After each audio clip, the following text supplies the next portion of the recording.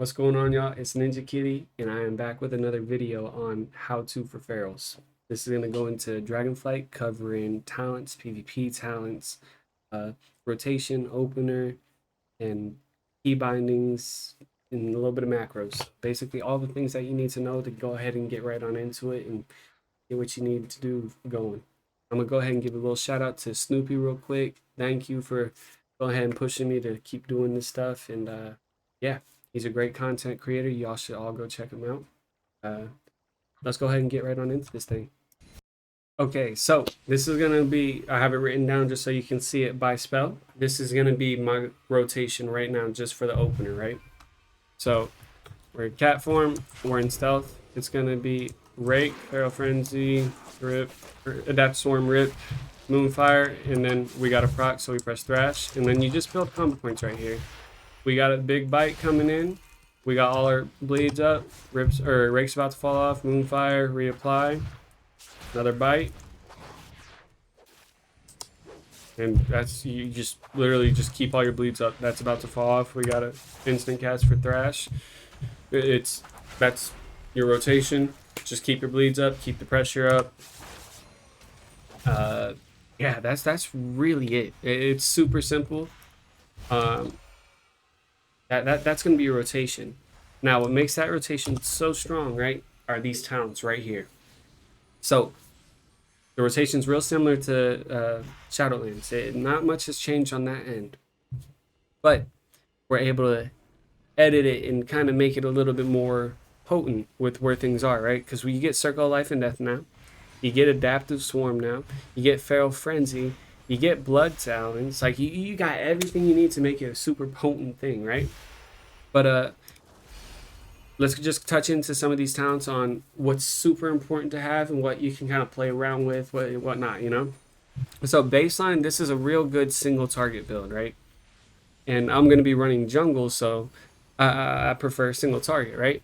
Now, Brutal Slash, you need it. You have to have it. Vein Ripper over Rip and Tear, it's your choice. Running Circle of Life and Death, I think Vein Ripper is really good because it allows you to actually press bites more often, which is really good when you have Apex Predator Craving. And you got Ferocious, or Taste for Blood, which makes your bites do more damage based on how many bleeds you have up.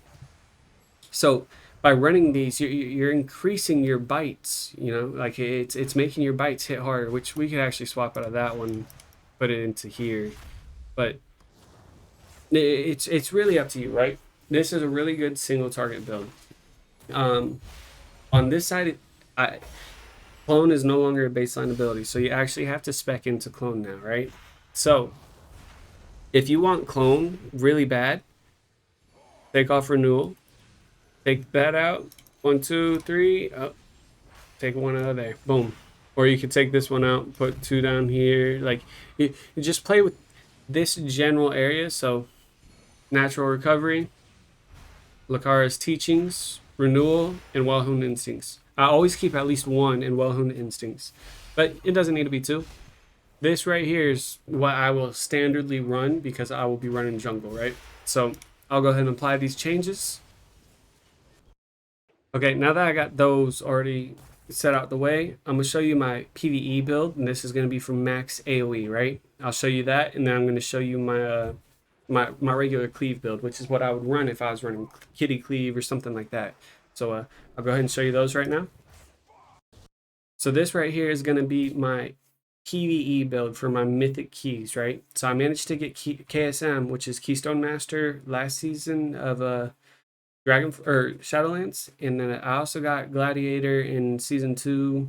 I got to Duelist at 2300 in season 3, and then I broke my hand, so I wasn't able to push for season 3 or season 4. So that was kind of sad, but yep. So this is your PvE build right here. This is a great baseline to build. Like I said, you can play with it however much you want. This is just what I personally prefer to run. We're not running well-honed instincts. You don't really need to run in through all your heals and mythics because you don't need them, right? You have a healer that you're not going to be getting attacked as much. You still have bark skin. You're going to be fine. you're in trouble, pop Nature's Vigil and start pumping damage. You're gonna be a-okay, right? So it's really, this is a big one for PvE right here.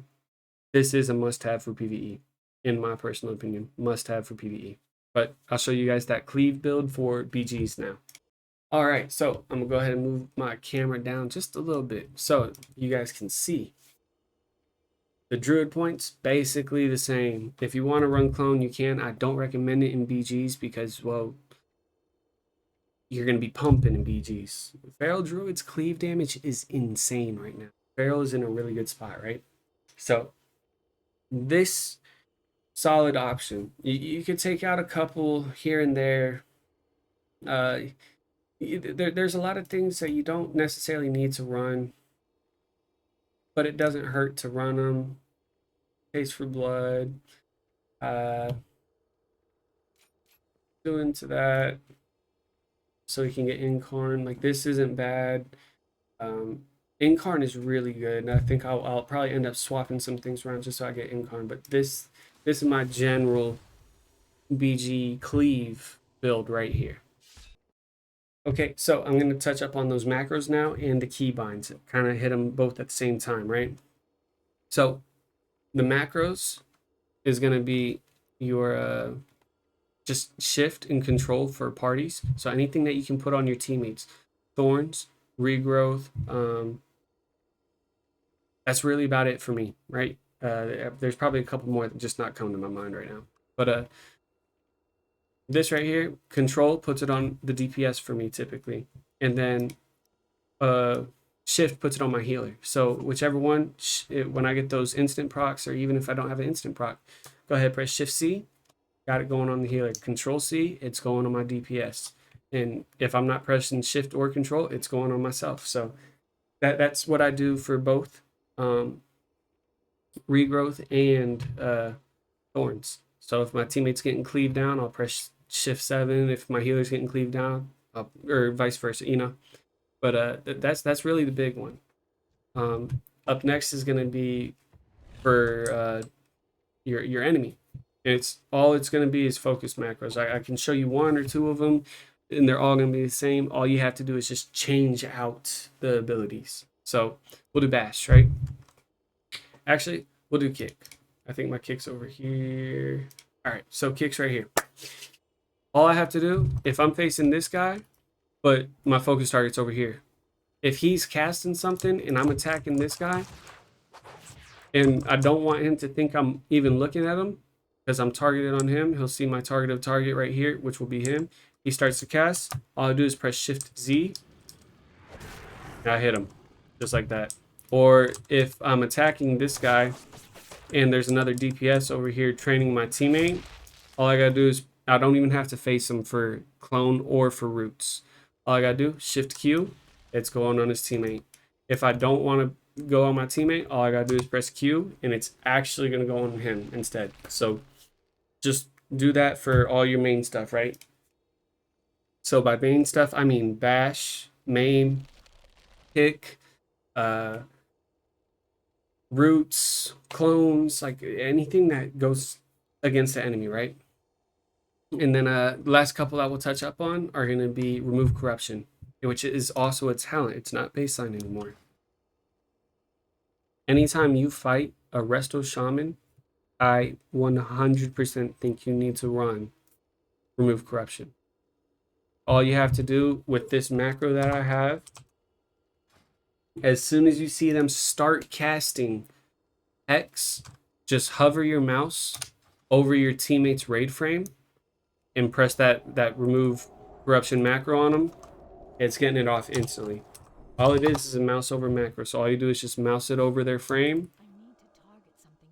Since those aren't friendly players, I can't actually do it. Everybody in here right now is horde, so I can't show you. But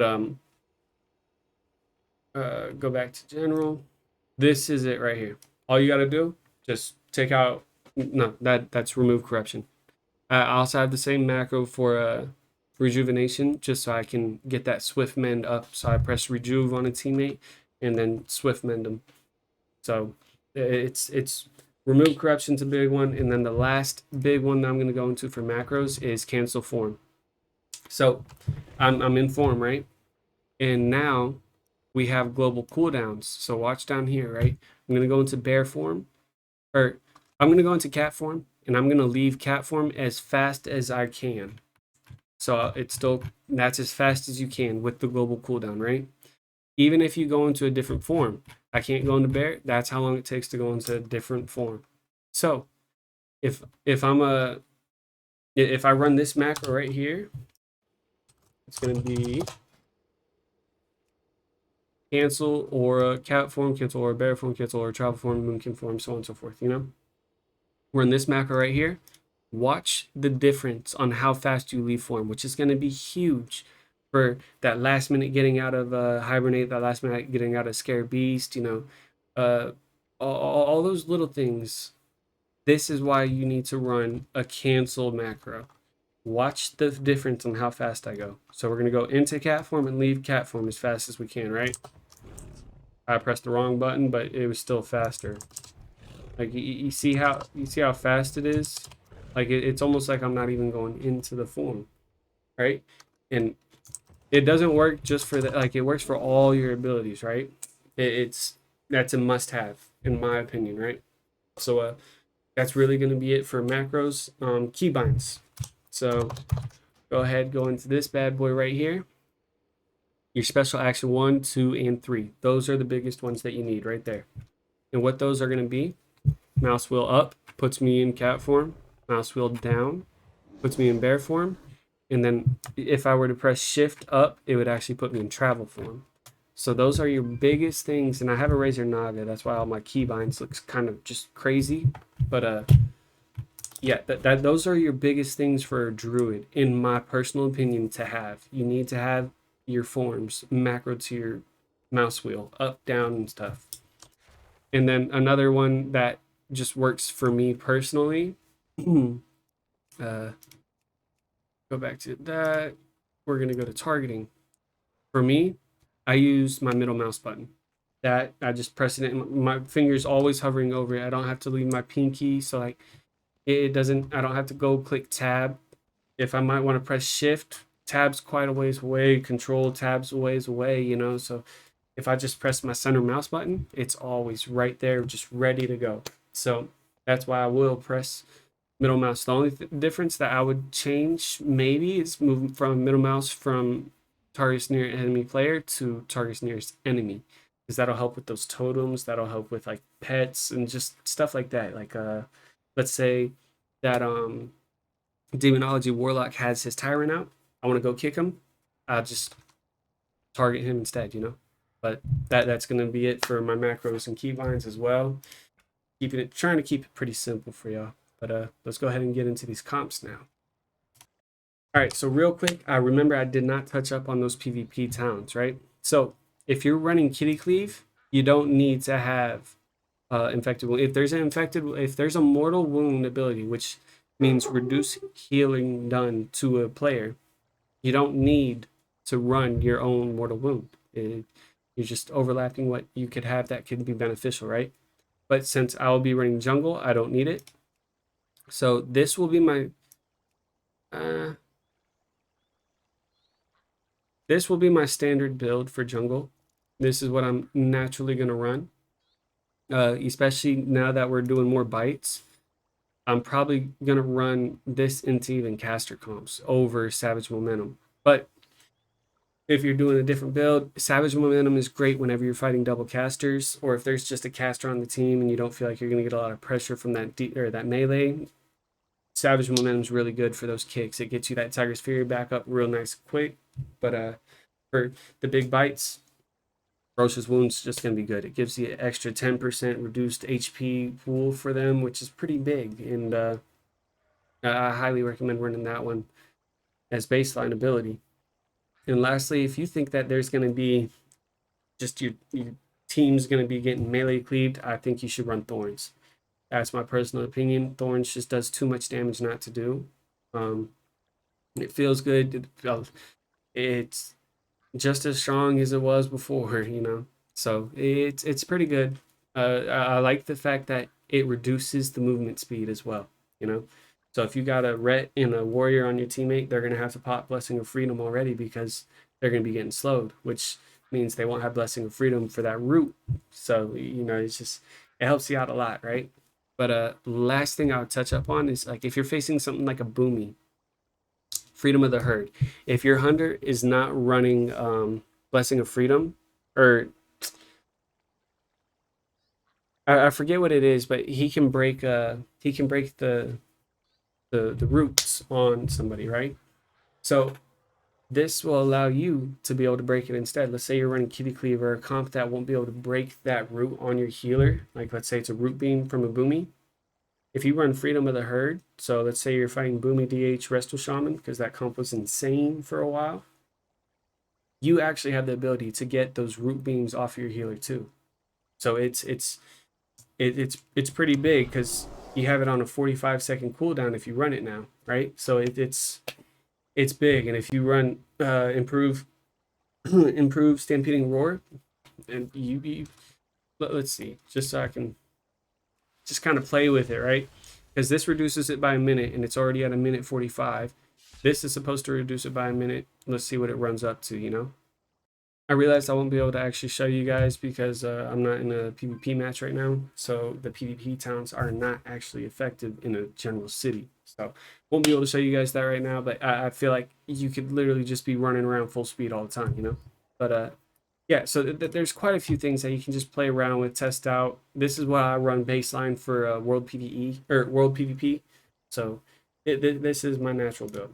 So let's go ahead and get into those comps now that I've covered up everything else.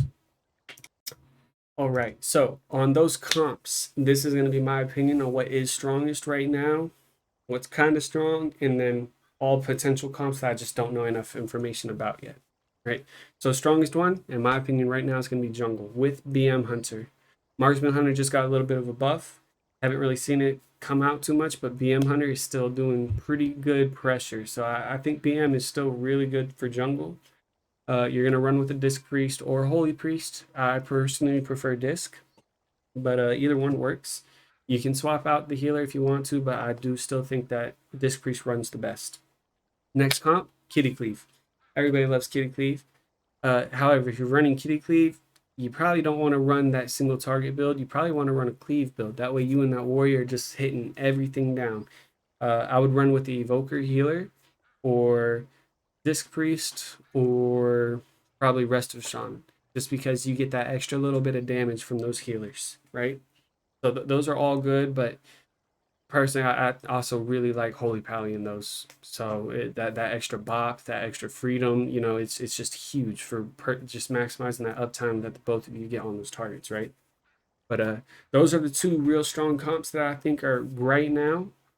The next comp that I think has a lot of potential is FLP, which is Feral Lock Priest, but it doesn't even have to be a priest, right? It could be any healer you guys want, really, right now, anyways. But I think Affliction with a Feral Druid with a Cleave build is going to be pretty crazy. And then I think Demonology with a Feral Druid, either Cleave build or single target, is pretty crazy. So I really think you guys should give those ones a try. I know I'm going to, but yeah, that's probably that next one up there. And then underneath that, FMP, Feral Mage Priest, it's good, but Mage is not as strong as it has been in the previous seasons, which is a blessing and a curse, but we'll take it as a blessing, right? FMP or RMP is crazy for a while, but FMP, I think it's strong. Ret Feral, personally, I love Ret Feral. I really do. I think it's going to be good. I just don't know enough about Rets right now. I haven't seen a whole lot of them, so I'm hoping they're still good. Probably run it with a Mistweaver Monk or maybe Evoker. Just play around with the healer. It's really what you want, truthfully. DH Feral, I think is still going to be pretty good. DH is S plus tier right now just because their damage is insane. So I think they could be good. Let's go with Ebola Cleave next, which is going to be your DK. Their DKs are kind of, they did a little bit of a nerf, but also a little bit of a buff. So they're in a weird spot right now. Don't know if they're going to be great. Don't know if they're going to be bad. Ebola Cleave could be good, could be bad. It's really what you make of it right now, I think. Next would be Feral Evoker. I think that's going to be a crazy comp, whether it's crazy good, whether the pressure's there, just the mobility of that comp. You're not going to really know who the kill target's going to be. Most of the time, you're probably going to go to healer unless you're running double evoker, which will be pretty crazy, but I don't know. We'll see. We'll play around with it a little bit, you know? And lastly, I think Rogue Pharaoh would be pretty good.